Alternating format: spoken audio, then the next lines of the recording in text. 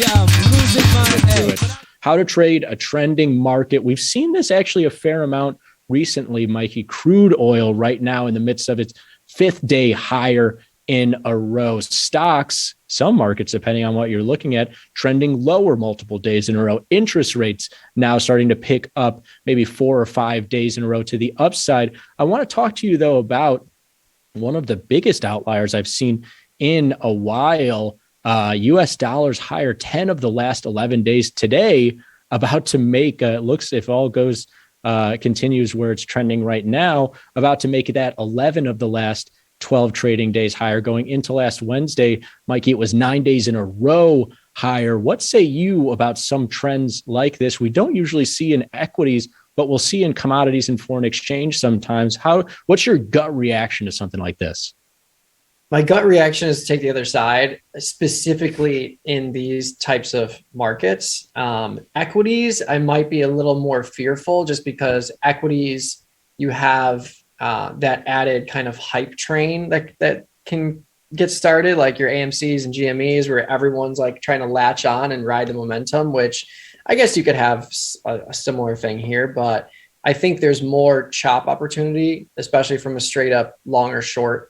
And anytime we see continued movement in the same direction, this applies to like even SPY, where when you see, 6, 7, 8 days in a row where it's up, or 6, 7, 8 days in a row where it's down, there tends to be a little bit of a reversal at some point.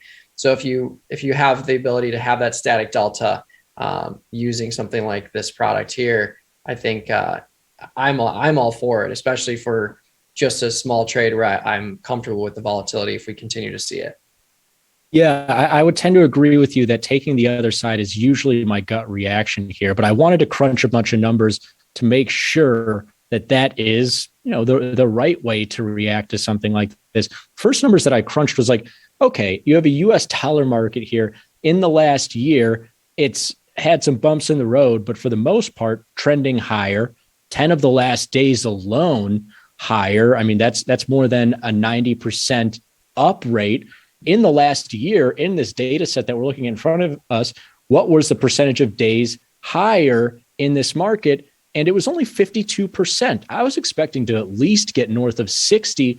And you can see here in all these markets, technology stocks getting hammered over the last year, percentage of days higher, 49%. So not really skewed very far from 50-50 when we look at any of these markets. I mean, crude oil is the biggest outlier, but crude oil in the last year has more than doubled in price, and it's still not even 60% of the days higher. So there's already a little nudge of like, man, if I see 9 out of 10, 10 out of 11, or even 5 days in a row, 6 days in a row, I might be looking to get on the other side. But Mikey, I also wanted to say, okay, that's great to know that, I'm not looking at this market that 90% of the last 10 days, it's higher. Oh, but in the last year, 80 to 90% of the days, it's higher. It's like, okay, there might not be some edge in there. I wanted to also look at what tends to happen after something like this.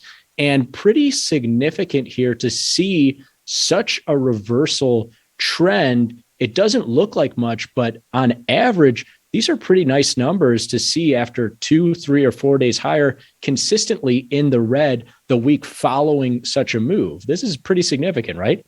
Yeah, totally. And I think this in particular helps you put context around, okay, if I do make this trade and I am right, how much can I expect, or what should like my target be? Because like what we talked about with the sticks SM75 trade, we looked at that chart. You're like, okay, maybe you're looking at $100, $50 to $100, somewhere around there. So just understanding like you might not have a home run trade with this type of position, but you can have a higher probability or an expected higher probability of getting a reversal. And now you're putting context around how much that reversal could be. And it puts you in a comfortable zone of like, okay, I'll put my target at, $75, somewhere around there, which would align with what we're seeing here. 100%. And I actually would even kind of bounce this out to say, okay, after 4 days higher, tends to reverse about half a percentage point. We're already at about 10 days in a row higher here. I would be willing to look in the next week, the small products, thankfully, are so small that I can hold them. It's only $170 in buying power for the SFX, the small US dollar futures. I'm probably looking for a full percentage point in this trade. That is $150 on shorting the SFX futures. So great points by you there, Mikey, on not only going against the trend, but what to expect when you're trading that trending market.